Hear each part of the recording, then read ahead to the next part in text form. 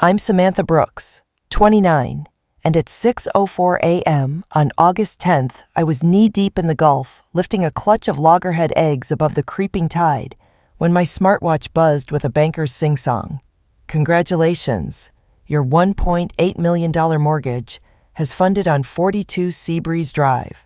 Saltwater hit the back of my throat, because that mint green Art Deco villa is mine, left to me by Grandpa, and locked inside the Coastal Heritage Trust, and no sane lender issues a loan without the owner's signature.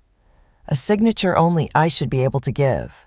So, while sunrise painted the surf coral pink, my pulse went slate gray, already sensing a betrayal big enough to drown daylight. I bolted across crushed shells to the Jeep, fingers shaking rainwater on the tablet as the county records app loaded. There, in stark Helvetica, sat a quitclaim deed filed 11:57 p.m. the night before, transferring title from Samantha C. Brooks to Lydia Brooks. My stepmother witnessed by one attorney, Clifford Dunn. Esquire, whose bar number, Naomi, my best friend turned lawyer, would soon prove never existed, and the screen blurred because every childhood memory of Dad lifting me onto his shoulders to watch pelicans dive had just been stamped void. Yet the banker still chirped about exciting opportunities, and in that surreal echo I felt resolve click into place like tide-locking a sandbar, tight and irreversible. By moonrise, I had a drone skimming Dad's lanai, infrared lens capturing him, Lydia, and Dunn clinking red wine over crisp folders. Lydia's diamond flashed as she signed. Dunn's notary seal thudded. Dad raised his glass and said, "Storm timing will wash the paper trail clean." Words I recorded seconds before a pellet burst shattered the feed. Lydia stood on the patio, cradling a salt gun, scanning the sky for more mechanical witnesses, and somewhere below, the drone's wreckage splashed into a tidal pool, carrying the video card that now held my only proof. So I belly-crawled along algae-slick pylons, praying the tide wouldn't climb faster than my courage. Barnacles sliced my knees, but I retrieved the SD card and sped to Naomi's office, where she typed Dunn's credentials once, twice, thrice each return key, barking no record found, then pivoted her monitor to reveal a closing appointment set for Monday 9:00 a.m. Hurricane Idalia forecast to strike land by noon. A perfect force majeure smokescreen. Naomi's jaw clenched around the words. He's weaponizing the storm. And in that moment, the Gulf breeze outside felt less like August heat and more like a countdown hiss, because Dad had just turned a natural disaster into a getaway car, and I had 48 hours to slash his tires. Thunder rolled as I reached my bungalow, only to find Ethan's 17 half-brother Torn Soul waiting on the porch, hoodie soaked, fist white around his smartwatch. He whispered that Dad had forced him to sign field trip consent papers, but the watch recorded Lydia coaching every line. And when he pressed the device into my palm, he asked, voice cracking, whether helping me meant sending Dad to prison.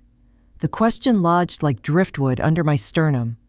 Yet, before I could breathe out an answer, the power cut. My phone lit with Phoenix Shield breach alerts, and the real storm outside aligned with the storm online, both screaming the same warning. I wasn't just fighting for a house, I was fighting an Ouroboros of lies ready to bite its own creator. And sunrise would decide which of us bled first. Naomi's office smelled like overheated toner when I burst through the glass door at Year 117, drone shell still dripping salt.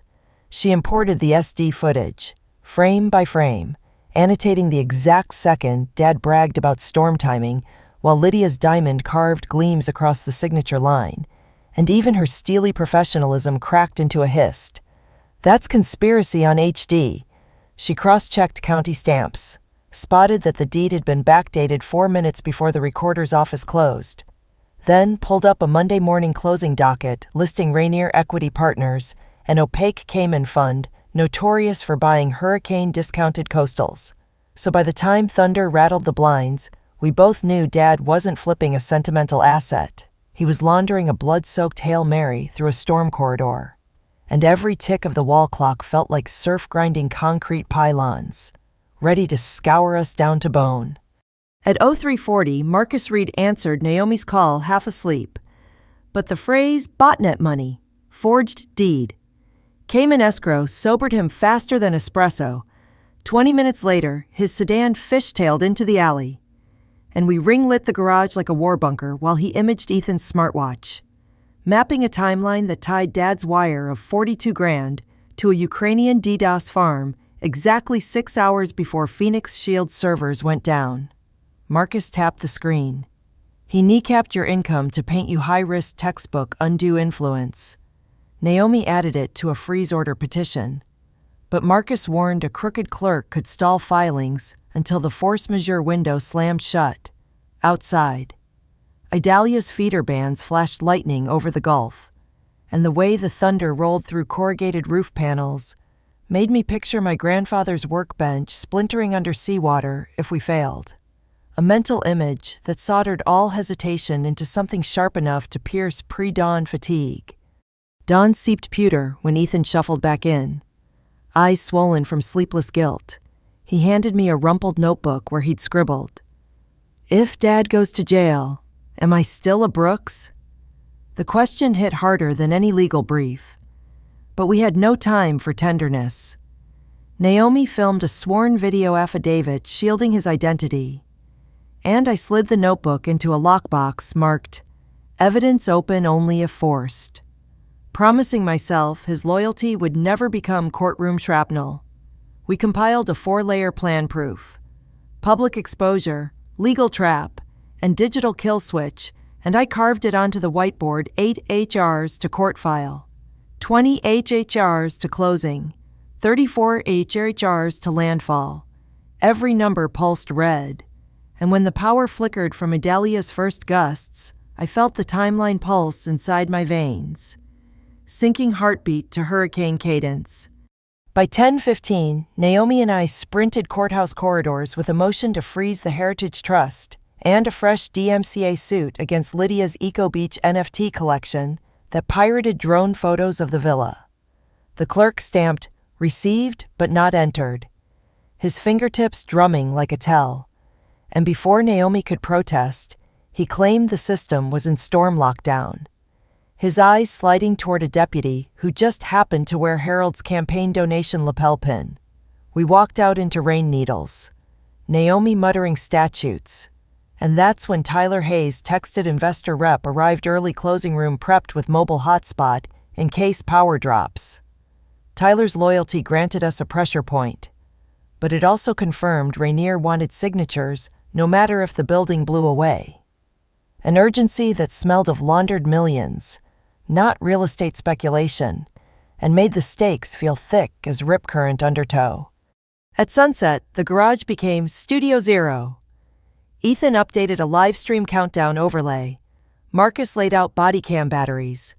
Naomi rehearsed objections against imaginary defense counsel, and I amended the plan with a 5th layer, a public Q&A counteroffensive, to flip any greedy daughter narrative Lydia might cede. Every tool on Grandpa's pegboard became prop evidence, each clang of a dropped wrench echoing like a miniature gavel. Then, at 22:47, Marcus burst in, waving an emergency alert. Idalia upgraded to Category 3, mandatory evacuation, effective noon next day. Exactly 3 hours after the scheduled closing, Dad's storm timing was literal. The wind outside howled, and for a heartbeat, the garage door flexed inward as though the hurricane wanted a preview of our defenses. I touched the warp in the metal, whispered Grandpa's mantra, "Protect what protects you," and felt the resolve inside the room solidify like poured seawall cement. 12 a.m. brought the next hit. Naomi's paralegal called crying because someone had bribed the night records clerk to misplace our freeze order. Without it, the deed transfer might slide through at 09 Soburo. Adrenaline torched my nerves. But Marcus simply grinned shark-wide, produced a blank affidavit, and said, "Let's notarize the clerk's confession instead." He dialed the clerk on speaker, slid the phone into evidence mode, and Naomi sweet-talked until the man admitted he'd pocketed $5,000 to shelve our motion. Marcus emailed the recording to the judge's hurricane bunker, copying 2 investigative journalists, then looked at me and said, "Deadline restored your move, architect." The gust that rattled the roof right then felt less like menace, more like applause, but it faded fast because dawn light was already diluting the horizon, signaling the final sprint. We caravanned to Gulf Title through sideways rain, wipers smearing title sheets. Inside the lobby, Lydia's stilettos tapped impatience, while Dunn rehearsed lines about minor clerical hiccups. Yet Tyler led them to the conference room with a poker face that would shame Vegas. 0-59 wind whistled through door seals. Tyler scanned Dunn's credential chip, and the 60-inch monitor screamed, "No bar license fraud alert" in siren red. Mini Hook Lydia claimed cyber glitch, but the livestream chat exploded turtle emojis, and 40,000 strangers typed play the tape. Tyler killed the room lights. Projector beamed my drone footage, Lydia shooting down evidence. Dad toasting Adalia. Dunn stamping fakes. Dunn bolted. Deputies grabbed him. Lydia spun toward Dad, only to see Ethan step from the doorway, phone trembling but streaming live, and her expression cracked like hurricane glass as she realized the shy kid she'd coerced was the silent whistleblower prosecutors dream of exactly when the first citywide siren blared full volume, drowning every excuse she might have uttered and leaving a single conclusion resonating in the storm-lit silence of that room: confession or calamity. The choice was theirs, but the clock and the world were already watching. Dad's shoulders jerked as the red fraud banner faded into the hurricane-pale glow of the projector. Lydia's perfume cut the air like citrus acid, while sirens outside Dopplered higher, ordering mandatory evacuation. And for a breath, the room held only heartbeats and phone camera LEDs until Marcus stepped forward, badge glinting blue, reading Dunn his rights as cuffs clicked shut. A metallic staccato that made Dad flinch because the sound previewed his own future even before Marcus turned, eyes narrowing, to ask whether anyone else wished to revise their statement before the storm sealed the building, giving Dad one last chance to choose which kind of ruin he preferred.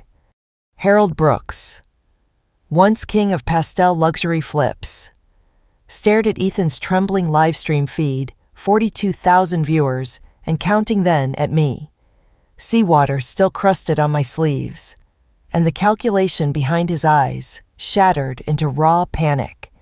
He opened his mouth twice before words emerged. All right. I forged her name, wired the botnet, timed the sale to Idalia, each confession hitting the tabletop like hail on tin. And when he finished, Lydia lunged, hissing that he'd doomed them. But deputies intercepted, her diamond bracelets clinking loud as guillotines, leaving Dad slumped in the leather chair, murmuring that drowning in debt feels quieter than this. A line the livestream chat screen captured instantly. Eager for more blood. Judge Ramirez, stationed in the basement courtroom for hurricane triage, ordered an immediate arraignment. We shuffled down concrete stairs lit by generator bulbs while wind punched the roof above, Ethan clutching my sleeve as if guilt might yank him backward. The judge listened stone-faced to Naomi's evidence chain drone clip. Bar check, smartwatch audio, clerk bribe recording, then turned to Harold, asking if he disputed any point. And Dad shook his head once. The motion small, defeated, sentencing himself more thoroughly than any gavel could. Yet Lydia's attorney tried a last-second gambit, blaming emotional coercion and digital deepfakes, a plea that died when Naomi played the NFT contract Lydia had signed that morning, advertising a virtual villa using stolen photos, proof she intended to sell even the pixelated ghost of the house she'd never legally own. And the judge's sigh sounded like wind ripping a shingle.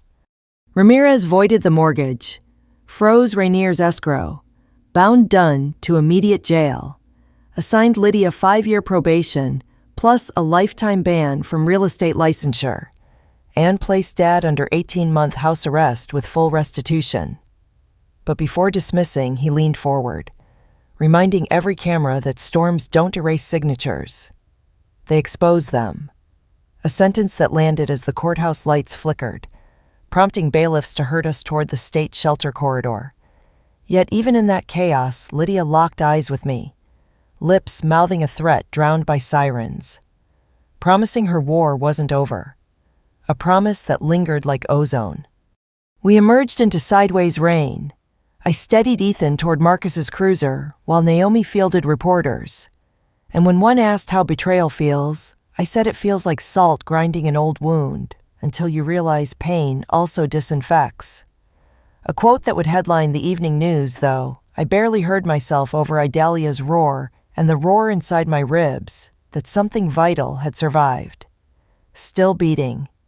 46 hours later, the storm had limped north, leaving the villa bruised but upright. The porch roof gaped, yet the 50-year-old Pelican's stained glass glowed intact against pale December sunlight. An improbable survivor like the family it watched.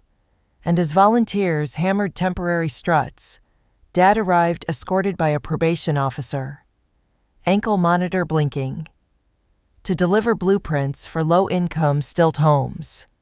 His apology hanging unsaid, yet heavy between nail-gun bursts. But before I could gauge sincerity, Ethan beckoned me aside to confess Lydia had slipped him a note, begging him to smuggle out stored flash drives. Proof she'd stockpiled blackmail.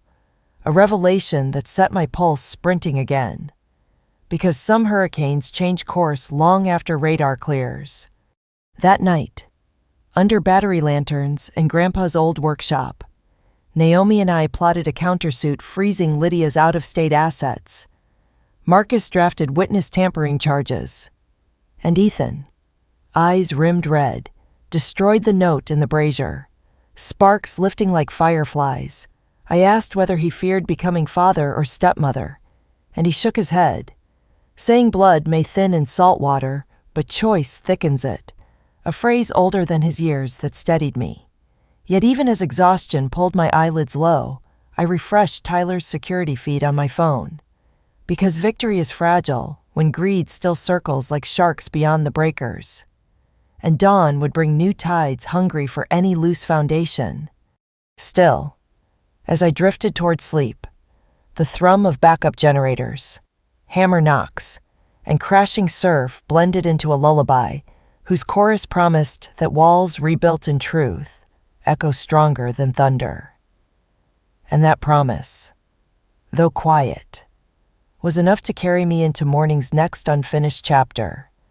TechCorp's grant landed the same week the insurance adjuster cleared our storm repairs, and Studio One transformed from plywood chaos into a humming reef block factory. Yet tranquility felt borrowed, like a library book stamped with Lydia's return date. Naomi confirmed it when she thumped a fresh complaint onto my drafting table. Lydia, from her probation apartment, suing me for tortious interference with projected NFT revenue, seeking $5 million in damages she'd supposedly have earned selling pixelized tours of a metaverse mansion she no longer owned. The irony stung, but the legal teeth worried me more. Civil court moves slower than storm wind, draining money and momentum drip by drip, and Lydia's attorney had filed in Miami, 3 counties away, forcing expensive travel. Marcus advised counter-freezing her crypto wallets. Naomi prepared motions. Yet both warned that a jury might view livestream justice as trial by internet mob. Their caution hung like humidity, thickening every breath, but I masked my dread with sawdust jokes for the teens, because fear spreads faster than mold if you let it see daylight. The next blow arrived via certified mail, a glossy brochure headlined, Pelican Vista Estates, Sustainable Luxury on Stilts, featuring renderings that matched the duplex prototypes Dad had sketched for our low-income pilot. Except these carried Lydia's LLC watermark. Someone had leaked the designs. And Lydia was now pitching them as an exclusive waterfront timeshare. Dad stared at the brochure as if it had teeth. The paper trembled between his fingers, while his ankle monitor pulsed in accusatory cadence. He muttered that only 2 people had digital access, himself and Quentin. A former draftsman he'd recommended to Lydia for token interior elevations. Guilt flushed his face. He'd accidentally armed the enemy. My anger lashed instinctively. But Ethan's notebook memory flared. If Dad goes to jail, am I still a Brooks? So instead of shouting, I asked whether he could prove original authorship. Dad swallowed, nodded, and promised schematic timestamps and cloud backup logs by morning. Yet his voice wavered like hull plates in cross-current. And the crack lingered after he left, widening each time generator hum quieted enough for doubt to be audible. That night, the Gulf lay mirror flat, stars crisp, but sleep refused to anchor. I kept replaying the hazard. If Lydia convinced a jury I'd sabotaged her NFTs, reputational damage could spook TechCorp, scare donors, even trigger clawbacks. At 0212, the nightmare broke with a real ping, Ethan texting from the villa roof. Something about drones near the property line. I raced out, flashlight slicing salt air, and found him crouched by the widow's walk, phone filming a quadcopter whose underside carried a spray can wired to servo motors. We watched in half-frozen fascination as the drone dipped toward our freshly painted K-rail, hissed a neon tag, liar tar, then banked seaward and vanished. Ethan shivered, more pissed than scared. But I heard the message crystal clear. Lydia's war was now graffiti in the sky, aimed to erode confidence, one viral clip at a time. I wrapped my arm around Ethan and swore tomorrow we'd coat every perimeter camera with night vision lenses. Still, when I lay back down, I smelled fresh paint, even through closed windows. Ghost scent of a foe who preferred psychological mildew to frontal assault. And my fists stayed clenched till dawn. Morning brought a tiny victory disguised as routine. Tyler emailed an encrypted packet, Rainier Equities escrow records, showing a last-minute side agreement to funnel 20% of villa profits to a BVI shell called Coral Sun Holdings. Beneficiary blank. Marcus traced Coral Sun to a nominee director service Lydia's attorney used in 2 previous fraud cases. Naomi gleamed at the find. In civil court, unclean hands can be kryptonite. We filed a counter-motion alleging Lydia's suit was strategic retaliation, shielding ongoing money laundering. Requesting expedited discovery, the judge set a hearing. But scheduling landed 3 weeks out, a small eternity in YouTube cadence. I needed a narrative bridge, something to keep viewers invested without tipping legal strategy. So I scripted a behind-the-walls update, no villain callouts, only the engineering journey, the reef data, the Stilthouse stress tests. It felt almost wholesome until the premiere chat filled with bots spamming free Lydia links to a slick site portraying her as eco-innovator, silenced by jealous daughter. The domain registrar traced to that same BVI basket, and the propaganda film used deep-cut clips from my own live stream, re-edited to appear menacing. Seeing my face framed as oppressor jolted me in places the fraud never touched, a violation of identity rather than property. Dad watched the clip in silence, then surprised me by calling the local ABC affiliate to request an interview, not as victim, but as the engineer whose concepts Lydia had hijacked. Naomi winced at the PR gamble. Yet we calculated that owning the narrative outweighed the risk. In the studio, cameras rolling, Dad spoke plain he'd betrayed his daughter, served sentence, and now watched the same tactics used against her and dozens of donors. He produced time-stamped KD logs proving initial authorship. He apologized publicly for once thinking shortcuts were smart. He urged viewers to verify every eco-promise they buy. Lines etched by regret lent his voice a gravel sincerity that trended harder than any righteous speech I could give. And by evening, the bots had slowed, drowned by comments saluting a dad trying to unfumble the bag. But Lydia is most dangerous cornered. 2 nights before the Miami hearing, Naomi's paralegal messaged frantic screenshots, a Reddit thread, claiming Ethan was the secret mastermind blackmailing both parents for crypto, complete with doctored Venmo receipts. The smear aimed a dagger where I bled easiest my brother's fragile guilt, and risked handing Lydia reasonable doubt by shifting blame to a minor.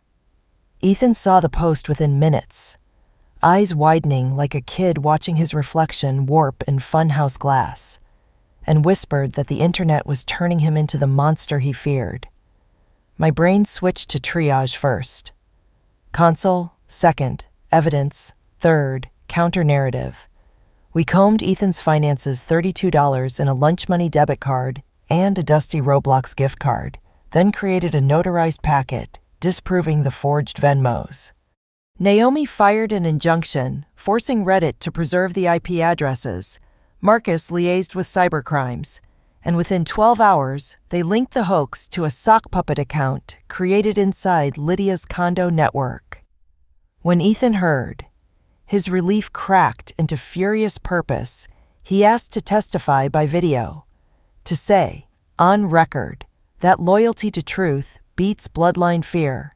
I said yes, because courage grows best when planted in its own soil. But I felt the cost childhood officially over, replaced by courtroom adulthood forged under neon lies. Miami hearing day broke humid. Outside the courthouse, a coalition of Lydia's Eco-Empower supporters waved holographic pelicans, chanting slogans about big tech censorship. Inside, the judge, silver hair, ex-Marine calm, gave each side 15 minutes. Lydia's counsel painted her as visionary, robbed by sabotage. Naomi countered with drone attack logs, NFT infringement data, and the Coral Sun money trail. Then Ethan appeared on the courtroom screen, voice slightly shaky yet steadying as he described being coached to sign a forged consent, and how the same adults now smeared him to dodge accountability. Every word landed like a pebble in still water small, rippling truth, and when he finished, the gallery fell hush except for the whir of ceiling fans. The judge took a breath, ruled that Lydia's suit exhibited prima facie bad faith, ordered her to post a $500,000 bond to continue, and referred the Coral Sun evidence to federal investigators. Lydia's mouth formed a perfect O. Her supporters outside kept chanting, unaware their heroine had just tasted legal riptide. We drove north on I-75 with windows down, Gulf air washing courtroom tension away. Ethan dozed, earbuds in, dreaming perhaps of a world where lawsuits don't stalk teenagers. Naomi scrolled headlines, local papers framing the bond ruling as CryptoCon claps back, TechCorp tweeting support, donations spiking anew. I exhaled so long my ribs clicked. Yet a tiny alert pierced the calm, a text from Tyler showing night vision stills, a figure in a hoodie. Spray can raised near our newly painted seawall. Even after bond posting, the threat persists, Tyler wrote. Attaching a timestamp, 2014, the very hour Lydia stood in court under oath, promising no further harassment. Admissible evidence of contempt. Absolutely, proof malice festers even inside ankle-deep perimeters, without question. The road hummed under tires, while sunset stained sky orange. And inside that glow lay fresh battle lines, legal, physical, psychological. I tightened my grip on the steering wheel, feeling engine vibrations mirror the seawall's core drilling, and understood the story hadn't ended. It had simply leveled up, each victory calcifying into stronger reef rock, each attack teaching us to anchor deeper, until one day even sharks might tire of circling reinforced foundations. And somewhere beneath the hum, the next wave gathered its breath. Tyler's night vision stills slid across my screen, while the highway mile markers blurred each frame, catching Lydia's silhouette, defying a fresh court order. Her aerosol hiss spelling sink on the seawall we'd just sealed with storm-grade epoxy. And Naomi's oath-trained mind leapt straight to contempt, drafting a motion by voice memo before the next exit ramp appeared. But my gut registered something darker. Lydia wasn't merely violating bond. She was rewriting our coastline one insult at a time, hoping each new tag eroded the confidence of donors faster than waves could touch concrete. A psychological high tide I refused to let crest without consequence. Next, Don Marcus served Lydia with the contempt warrant, while local news replayed her graffiti loop beside footage of Studio One's barnacle-laden reef blocks, the juxtaposition framing her as cartoon villain against teens in safety goggles. And by noon, ABC's midday anchor asked whether our seawall could withstand both hurricanes and haters. A softball that let me answer live. We design redundancy legal, digital, structural, so a single failure never sinks the project. A sentence that popped on social the way reef larvae pop under UV. Yet the real victory arrived off camera, when the federal task force froze Coral Sun Holdings and subpoenaed Rainier's Cayman ledgers, collapsing the financial lung Lydia had been breathing through, an implosion she discovered hours later in a holding cell. Judging by the voicemail she left snarling that I'd stolen her future, a soundbite Naomi saved for sentencing. While prosecutors stitched their net, Dad and I poured focus into finishing the full-scale stilt prototype. He worked with a penitent intensity, mapping hurricane lateral loads so obsessively the KD cursor felt like a metronome. And when we raised the frame on recycled steel pylons, the teens applauded. Yet Dad lingered beneath the structure, tapping each bolt twice, his conscience checking torque, until Ethan handed him a wrench and joked that over-engineering beats underloving, a line that cracked Dad's stoic shell into the first unguarded laugh I'd heard since the mortgage call. But even laughter carried echo. Tyler rushed in, reporting vandals slashed sensor cables upriver. Proof Lydia's proxies still gnawed at weak spots. A reminder, resilience demands vigilance. TechCorp's Phase 2 review team toured 3 days later. Storm shutters rattled under a dry season squall. Yet reef data glowed 40% biodiversity uptick. Stilthouse flexed less than 2 inches under simulated 150 mph gusts. And the board signed a multi-year pledge live on my channel, spiking viewership past 1 million. But celebration paused when chat lit with a single link, Pelican Vista IO redirecting to a countdown clock, and a 3D render of the villa floating in a metaverse lagoon. Token sale relaunch in 24H. An audacious resurrection clearly scheduled before Lydia lost phone privileges, meaning some unseen partner still steered her schemes. A Hydra head uncut, and the countdown ticked loud enough to drown our cheers. Naomi and Marcus dove into domain trails, while we triple firewalled donor lists. They traced Pelican Vista to an Estonian registrar shielding a wallet tagged former investor, the same alias behind earlier bot campaigns. And although subpoenas would lag, reputation didn't have to. I filmed a midnight update titled Real Coral vs. Digital Mirage, explaining blockchain plagiarism in plain surf metaphors. Then offered viewers a choice: fund living reefs or purchase ghost pixels that bankroll contempt.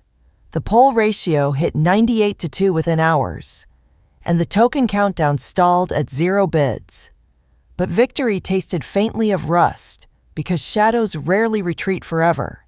Still, when I stepped outside, moonlight silvered our seawall's repainted motto, "Protect what protects you untouched," since the contempt arrest. And the Gulf breathed quiet, as if even the tide had paused to listen, waiting, like all of us, for the next ripple in a story that now belonged as much to a watching world as it ever belonged to me. Story 2. I first met Natalie at a rooftop bar in downtown Seattle 2 years ago. Her laughter above the din like a spark in the night.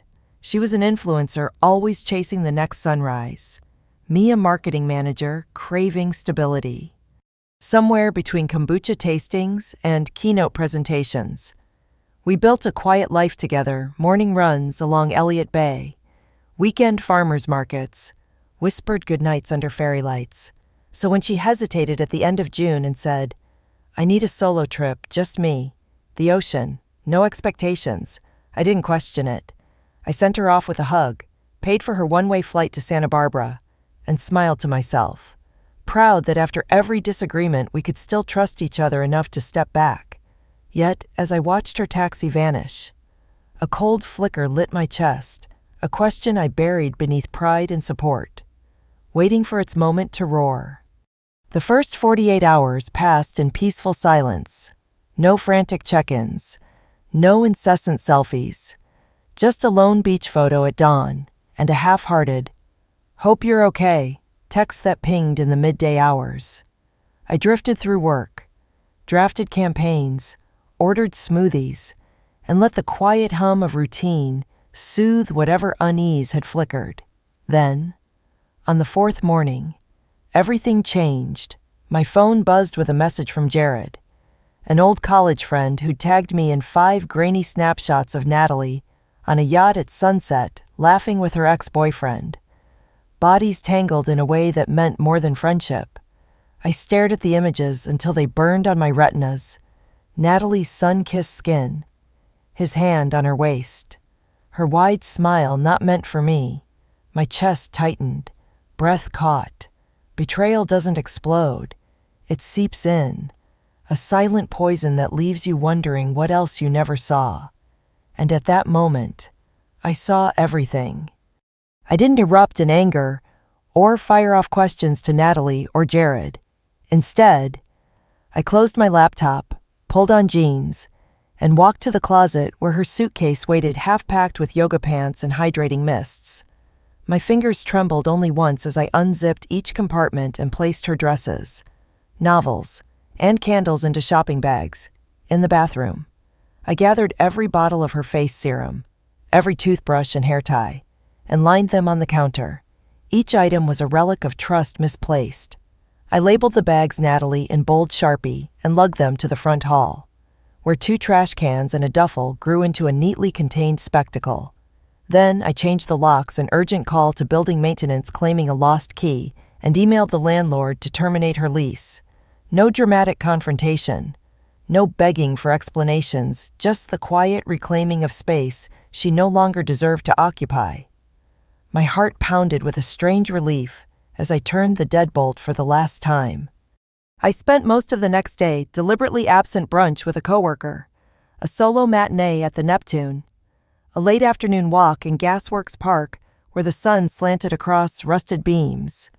Every so often, my phone buzzed with missed calls, 5, 10, then 20 unanswered rings. I imagined her arrival at LAX, hauling her suitcase up our front steps, key in hand, puzzled by the padlock glinting in the California dusk. I pictured her knocking, shouting my name, her confusion spiraling into panic. I let the image settle in my mind like a promise.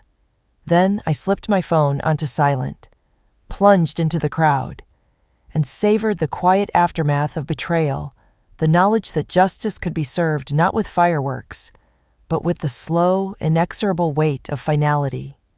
By the third morning, her absence became a question mark hanging over my routine. The bed felt too big, the coffee mug too lonely, but I refused to fill the silence. I sat at the kitchen counter, sipped black coffee, and watched the Washington clouds drift across the window. Around 9:34 a.m., the phone lit up with Natalie on the screen, call after call, voicemail after voicemail, desperation bleeding through the ringtone. I didn't answer. Instead, I pulled up my banking app and confirmed that her auto payments were suspended. Then I changed every shared password on Netflix, Spotify, Amazon, locking her out of the playlists and wish lists she'd curated with me. Each click felt like one more brick in the wall I was building around my life. By the time I left for work, her voice messages had climbed past 40 apologies, demands, pleas, and I archived them all without a glance. Silence had become my strongest statement. That night, as I unpacked leftovers in our empty apartment, I replayed my own words. Your vacation just got permanent. There was no pride in the cruelty, only the certainty that some betrayals demand decisive action. I realized I wasn't the passive bystander I'd believed myself to be. I was the author of my own boundaries. And as I flicked off the lights and slid between cool sheets, I closed my eyes on a chapter I refused to revisit and opened myself to whatever peace lay beyond the ruins of what we once shared. I met Natalie at a tech conference party in downtown Seattle 2 years ago, her energy bright as a neon sign. Me, the quiet marketing manager who preferred spreadsheets to small talk. We fell into a routine of dawn runs along Elliott Bay, farmers market brunches, and cozy Netflix nights in our Capitol Hill apartment. So when she told me in late June, I need a solo trip, just me, the sea, no expectations, I nodded and booked her flight to Santa Barbara with a mix of relief and a flicker of unease I couldn't name. I framed it as support, paid for her Uber to the airport, and watched her go, convinced that distance could only strengthen us. But the quiet that settled over my phone in the first 2 days felt heavier than absence. On the 4th morning, everything changed. Jared, an old college buddy Natalie knew in passing, sent me 5 blurry snapshots Natalie in a red bikini, laughing with her ex-boyfriend on a luxury yacht, his arm wrapped around her waist, her head thrown back in abandon, the ocean shimmering behind them. My chest seized as adrenaline coursed through me, a frostbite in my veins. I didn't text Natalie or Jared.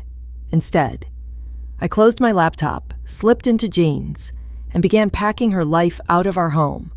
Her yoga mats, candles, and designer gowns went into trash bags. I lined up every bottle of her face serum on the bathroom counter like forensic evidence. By the time I'd hauled 2 suitcases to the front hall, my heart had beaten down any rational plea for dialogue. Then, with trembling hands, I called building maintenance, reported a lost key, and ordered new locks. I emailed the landlord to end her lease and left her items by the curb. No confrontation, no tears, just the cold finality of actions speaking louder than words. The next days were an exercise in deliberate absence. I poured black coffee at dawn, scrolled through work emails, and let my phone vibrate with incoming calls I refused to answer. Her name flashed 40 times, Natalie. Natalie. Natalie, each missed call a testament to her panic. By midweek, I logged into our shared Netflix, Amazon, and Spotify accounts, changed passwords, and logged her out of every playlist she had curated.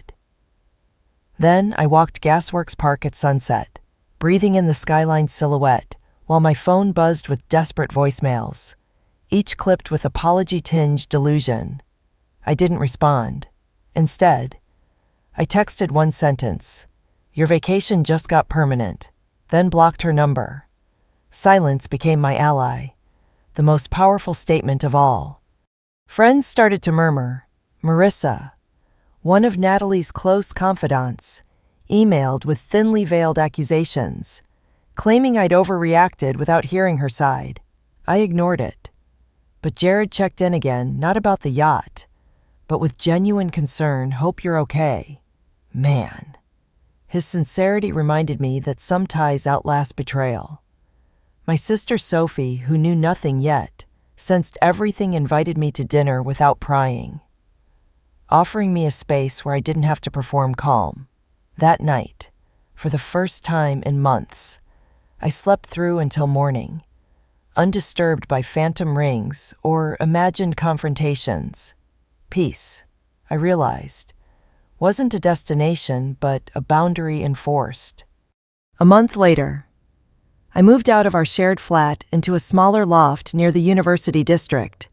I replaced her coffee mug with one that said, "Own Your Story," painted the living room a soft gray, and reclaimed both my space and my narrative. I never told Natalie goodbye, she got hers, when she returned to a locked door and ended lease. As I hung my jacket on a new hook and flicked off the hallway light, I understood that freedom tastes sweeter than any lost love. Behind me lay dust and shattered trust. Ahead lay mornings I could wake to without a voicemail storm. And with that final click of the deadbolt, I stepped into the next chapter of my life unapologetically whole and utterly free. I met Natalie at a tech gala in Seattle 2 summers ago, her laugh cutting through the crowd like sunlight through clouds. Me, the unassuming marketing manager who admired her effortless confidence. We fell into a routine of early morning runs along Elliott Bay, weekend farmers markets filled with fresh berries, and late-night talks over takeout in our Capitol Hill apartment. When she said one evening, "I need a solo trip, no calls, no plans, just me and the ocean," I supported her without hesitation, booking a flight to Santa Barbara and trusting that distance would only deepen our bond.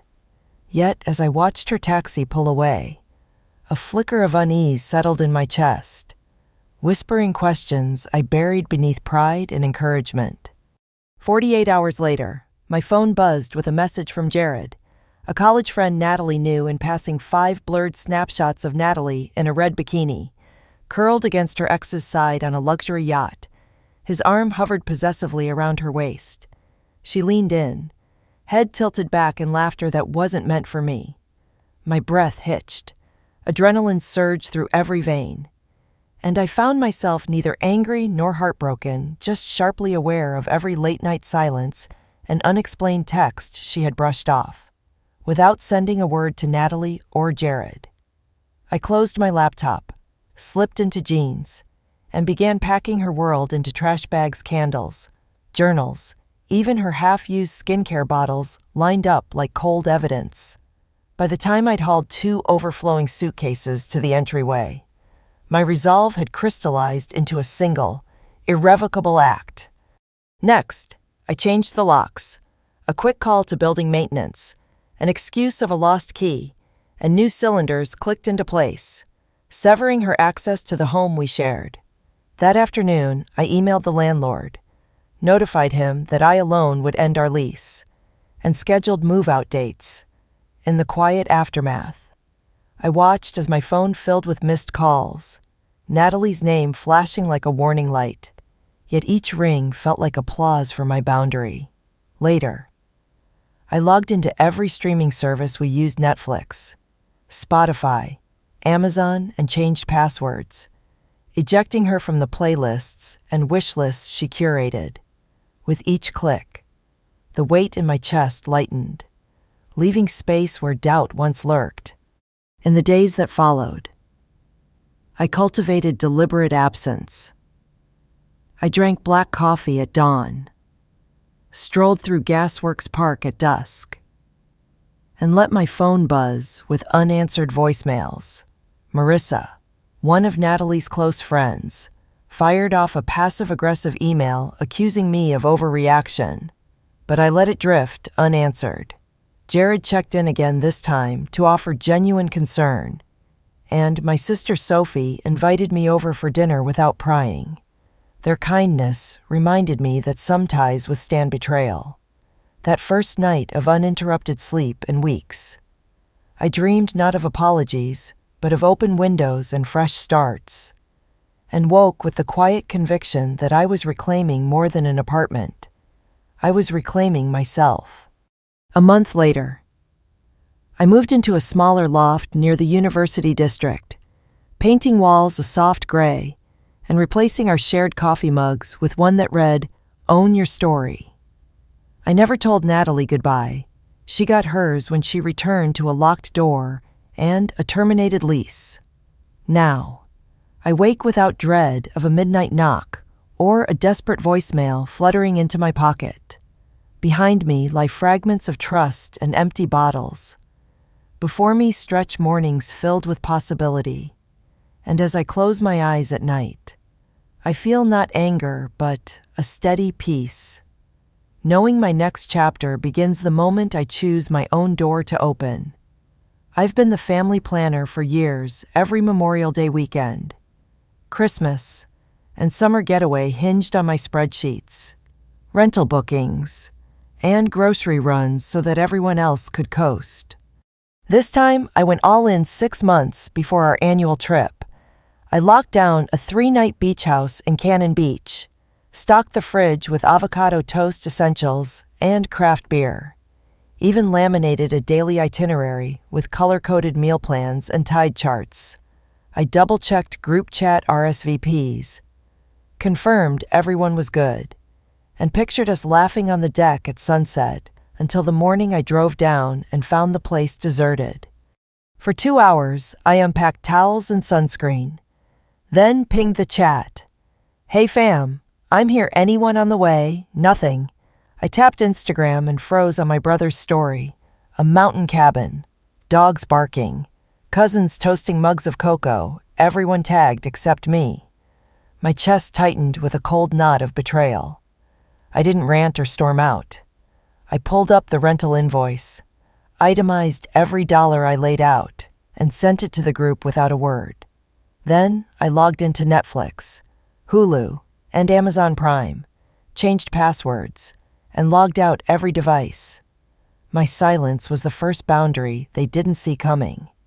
By sunrise, I'd moved the shared emergency fund, my name alone on the account, and scheduled the balance transfer to my solo savings. I sipped black coffee as the tide rolled in. Phone on Do Not Disturb, letting them flail without interruptions. In the afternoon, muted app notifications finally turned into frantic texts. "Why can't we watch our shows?" The groceries didn't arrive. What happened to the power? I read each in grim silence. Not one message said, "Where are you?" or "We're sorry." Just panic over spoiled convenience. On day 5, the group chat erupted. Someone called it financial sabotage. Another demanded a refund. And a cousin whispered about splitting bills without me. They were more upset about splitting dinner costs than about my exclusion. I watched them scramble to coordinate new plans while my phone stayed silent. For the first time, I wasn't their safety net, I was the line they'd crossed. And they hated it. 2 weeks later, an out-of-the-blue text invited me to Thanksgiving. I didn't reply. Instead, I booked a solo road trip down Highway 101, no itinerary, no shared rental, just me and the Pacific coastline. I canceled next year's beach house and deleted the reminder from my calendar. As I drove north with the windows down and the radio on, each mile cemented a simple truth: respect isn't given, it's earned. And sometimes the strongest statement is your quiet absence.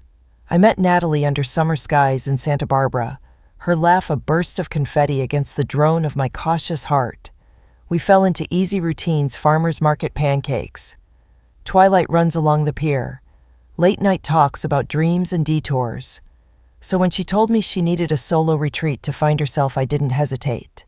I booked her flight, packed her bag with care, and waved goodbye at the gate, believing that distance would only broaden our horizon.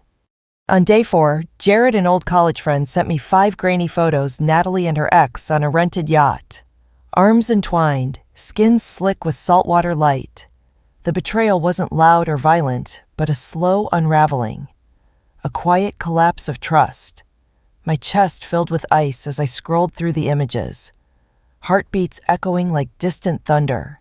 Instead of calling her or demanding explanations, I slipped out of my shirt, folded it neatly, and began stripping our shared life from its familiar corners. By sunset, I was hauling her yoga mats, her scented candles, even her half-used shampoo bottles into trash bags. The apartment flickered between our memories and my resolve. I called the building manager, claimed a lost key, and within hours, the old lock clicked open to stranger hands mine. Then I emailed the landlord to terminate her lease, citing personal reasons, and watched the confirmation ping in my inbox. No dramatic confrontation, just the silent finality of a door that never reopens. For the next 3 days, my phone hummed with missed calls, Natalie's name flickering like a neon warning sign, but I refused to answer. Instead, I logged into every shared account: Netflix, Spotify, Amazon Prime, changing passwords until she was locked out of all I had once shared. Her absence became my boundary, each denied login a brick in a wall I'd silently built. And when I walked through Gasworks Park at dusk, breathing in the skyline's haze, I realized the theft of my peace had ended in reclaiming my space. My sister Sophie reached out with a dinner invite that felt like an olive branch. No questions asked. Marissa, Natalie's best friend, fired off a thinly veiled accusation in an email, blaming me for overreaction. I let it lie unread. Then Jared texted, "You okay?" His genuine concern reminded me that not all loyalties dissolve in betrayal. That night, I slept without nightmares haunting the hallway, and woke to a startling calm. The storm I expected had passed, leaving only clear skies. A month later, I moved into a smaller loft, soft gray walls, a new couch unmarked by her presence, a coffee mug stenciled, "Own Your Story." I packed her last box, locked the door behind me, and drove north along Highway 101, windows down, radio low, letting the Pacific wind erase the horizon of our past. In the rearview mirror, the city lights blinked out one by one, and I felt no anger, just the steady conviction that I had traded broken promises for unguarded mornings. Freedom, I discovered, isn't granted, it's claimed. And when I finally let go of excuses for her choice, I found a quiet power in absence. Now, each sunrise greets me without expectation. Each sunset honors boundaries drawn in salt and resolve. And as the road unfolds ahead, I know the next chapter begins not with someone else's goodbye, but with the unwavering promise I whispered to my own reflection this time. I'm the one who matters most. Story 3. Evie Carter slipped into her parents' Bellevue home just after sunset. An uninvited guest, clutching a simple bouquet of Daisy's Mother's Day tradition she'd long abandoned. No sooner had she crossed the threshold than Margaret Carter's crisp voice cut through the foyer. "Don't touch the food. Your sister spent $3,500 on this." Ivy Carter, glowing in designer pastels, added without looking up from her phone, "This kind of meal isn't for people like you." Evie's stomach twisted, but she simply smiled and murmured, "Happy Mother's Day," even as she realized Ivy had charged the entire bill to their shared emergency account. That charge was meant to be private. Dismissing her felt like a calculation. Back in her car, Evie scrolled through her banking app and saw the luxury caterer's $3,500 hold still pending. With a practiced thumb swipe, she reversed the charge. An instant notification pinged her screen and felt a curious release wash over her. She opened her glove box, pulled out a pale manila envelope, and penned a brief note. "Unauthorized use of joint account. Charge has been reversed. Evie." Then she returned upstairs, slid the envelope onto her mother's chair at the head of the dining table, and walked out without a word. The raised eyebrows and half smiles she left behind were exactly what she'd intended, a quiet demonstration of power. By the time she reached home, her phone buzzed with 47 missed calls, first Mom, then Ivy, then Margaret again, and a stream of unread texts demanding explanations. Evie didn't answer. Instead, she poured herself a glass of iced tea and made 3 decisive calls to Natalie Brooks, her family law attorney, requesting activation of the trust clause that governed their joint finances, to Marcus Lee, her financial advisor, asking him to freeze all account access tied to Ivy's cards and key fobs, and to Karen Shu, her property manager, instructing her to disable the Carter code on the home's smart lock system by dawn. Each whisper of agreement on the other end cemented Evie's resolve if her family wanted to play games with her generosity. She'd become the dealer. Sunday dawned gray and drizzling as Evie watched, via the home security app on her phone. Richard Carter's repeated swipe attempts at the front gate, each one greeted by the lock's red access denied blink. Ivy's fiancé hovered beside him, pressing the intercom button in vain, while Margaret's voice echoed from inside, frantic, pleading, incredulous. Evie sat on her balcony overlooking Lake Union, arms folded, the city's early traffic humming below, while her phone lay silent in her lap. She allowed herself a single thought: step one, complete, and then, without guilt or triumph, she logged into her banking app one last time to ensure the reversal held firm, knowing the real reckoning was only just beginning. 2 days after Evie slid that envelope onto her mother's chair, Bellevue's gossip mill was already churning. On Nextdoor, neighbors speculated over grainy photos of movers hauling boxes from 123 Evergreen Lane, and comments ranged from "hope they're okay" to pointed questions: did Evie really reverse that $3,500 charge? Meanwhile, Richard swiped his gate fob 50 times in frustration, each red light echoing his disbelief, while Ivy stood at the intercom begging for access codes that no longer worked. Evie watched the security app feed on her phone, calm as the lake at dawn, knowing the 30-day clock had begun and that every denied swipe tightened the noose of accountability. By midday, her phone vibrated with 47 missed calls and 56 unread texts: Mom, Ivy, Margaret, even Brian's fiancé flooding her inbox with desperate pleas for an explanation. Ivy's tone ranged from thinly veiled threats to frantic apologies. But the most damning message came via email, a notice from a family friend attorney accusing Evie of unauthorized account access and financial misconduct. When Evie opened the attached screenshot, her stomach dropped. There was Ivy's handwriting next to her mother's. "That's fine, dear." Ivy had doctored a text to drag Mom into the lie, faced with betrayal at every turn. Evie realized this wasn't a spat, it was war. Evie set her phone aside, poured a glass of iced green tea, and let the silence settle before she moved. At her desk, she opened a secure folder, adding every piece of evidence: bank statements showing the original charge and reversal, iMessage logs of Ivy's admissions, the attorney's vague threat letter, even timestamps from the trust-based 2FA she'd added that morning. Each file clicked into place like a puzzle revealing the truth. When her digital dossier gleamed with clarity, she drafted a simple email to the Carter family group chat for transparency. "Here's the full account history and chargeback confirmation. Facts only." She hit send and leaned back, the soft ping of read notifications pulsing like a heartbeat. What followed was instantaneous. Group chat notifications exploded. Threads splintered into side conversations, and cousin after cousin pinged her privately. Some were horrified, some furious, and a few admitted quietly they'd suspected Ivy's freeloading for years. Through it all, Evie felt neither vindication nor regret, only the hollow thrum of a battle laid bare. Later that night, a handwritten letter arrived from her mother on pastel stationery.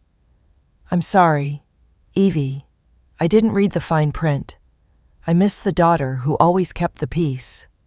Evie folded the note once, feeling its tremor of regret, and tucked it into a drawer. As she turned off her lamp, the house around her seemed strangely still, and she realized that in dismantling the illusion, she'd finally cleared space for truth, for boundaries, and for whatever came next. That night, Evie sat at her desk beneath the soft glow of her MacBook, the Carter dossier open in a secure browser tab.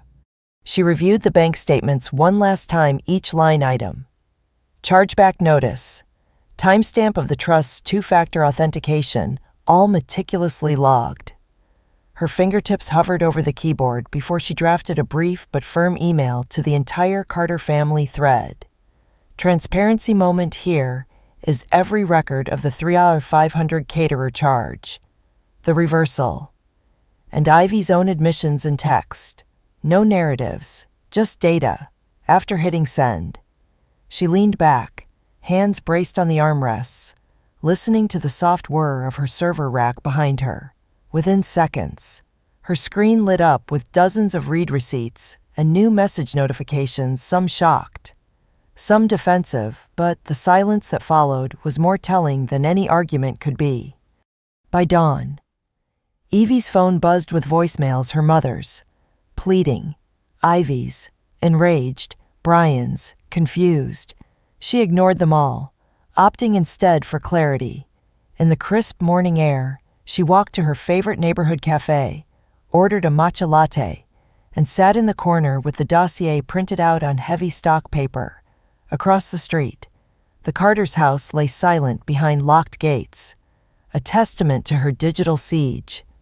As she flipped through pages of emails, texts, and legal notices, she realized this wasn't about retaliation anymore. It was about reclaiming her own story from a lifetime of unspoken assumptions and invisible labor. With every carefully highlighted line, Evie felt the weight of obligation shift from her shoulders to the empty yard of 123 Evergreen Lane.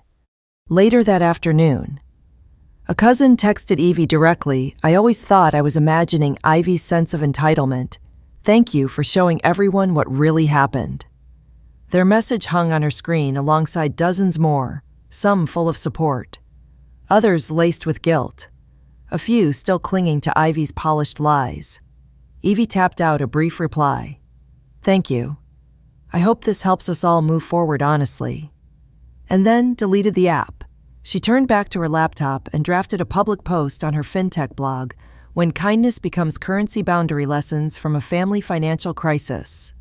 Her fingers flew as she wove together vulnerability and hard-won insights, knowing the world needed to hear not just her revolt, but the roadmap she'd forged in the wreckage of entitlement.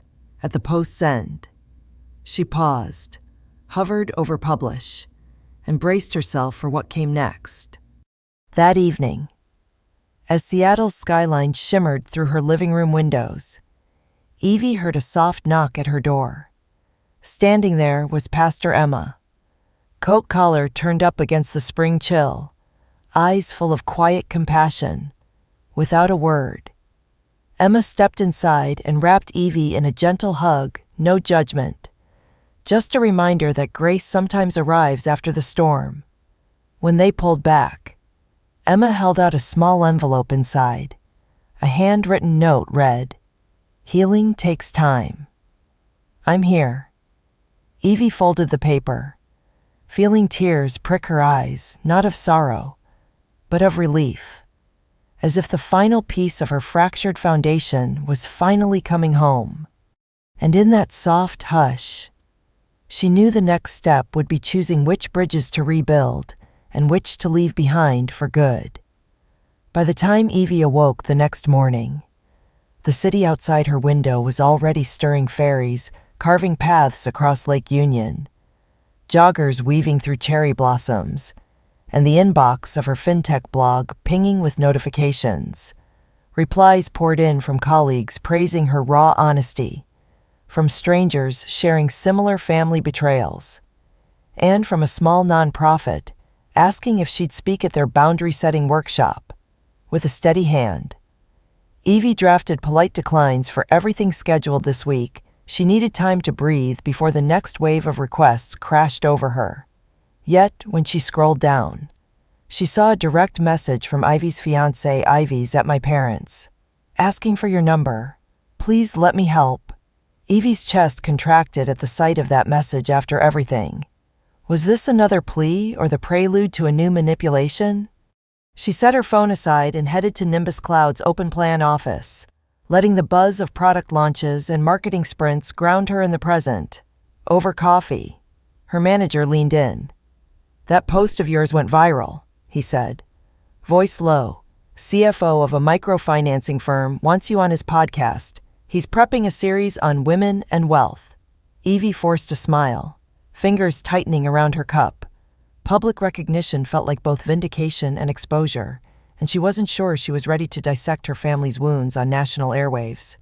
Still, the offer dangled before her like a bright thread leading out of darkness. Could sharing her story help others break toxic cycles?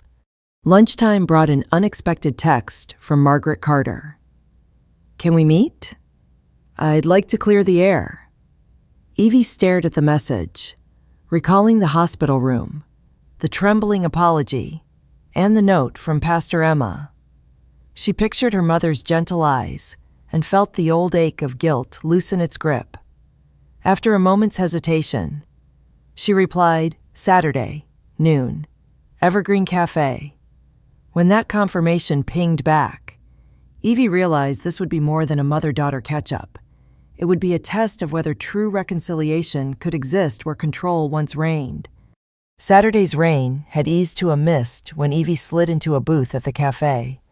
Margaret arrived moments later, cheeks rosy under her umbrella, clutching a tablet showing job listings she'd resigned from teaching to explore adult education programs closer to Evie's neighborhood. "I can't live in that duplex anymore," she confessed, voice small. "Ivy made it clear I had to choose sides. I chose my daughter." Evie's throat clenched with relief and sorrow as Margaret described weeks of sleepless nights and tear-stained prayer sessions. Without a word, Evie placed her hand over her mother's, letting the warmth of forgiveness fill the space between them. In that silent exchange, both women sensed a fragile truce love, once suffocated by entitlement, might yet breathe again. Later that evening, back in her apartment, Evie found a voicemail from Pastor Emma. "God works in seasons, summer's coming." She closed her eyes and reached for the tin heart locket at her neck, feeling its cool steadiness. Outside, the post-dinner glow of street lamps reflected off wet sidewalks, a reminder that every storm gives way to light. But as Evie prepared for bed, her phone buzzed one more time, a group text from a number she didn't recognize, simply reading, "Ivy's moving out. Watch your notifications." Evie's heart skipped. Had Ivy finally decided to disappear forever? Or was this the calm before a different kind of storm? Evie stared at her phone as the final group text scrolled into view. "Ivy's moving out. Watch your notifications." Her chest tightened at the simplicity of those words. No apology, no explanation, just the implication that Ivy was abandoning ship. By mid-morning, a neighbor's Instagram story confirmed it. A U-Haul parked out front, boxes piled high at 123 Evergreen Lane, and Ivy's pastel moving van emblazoned with her event planning logo. Evie watched the clips in muted silence, each new image a reminder of countless dinner parties she'd paid for, countless favors she'd extended in silence. There was something almost poetic about Ivy's departure, an unspoken acknowledgement that the staged perfection Ivy curated could no longer withstand the weight of truth.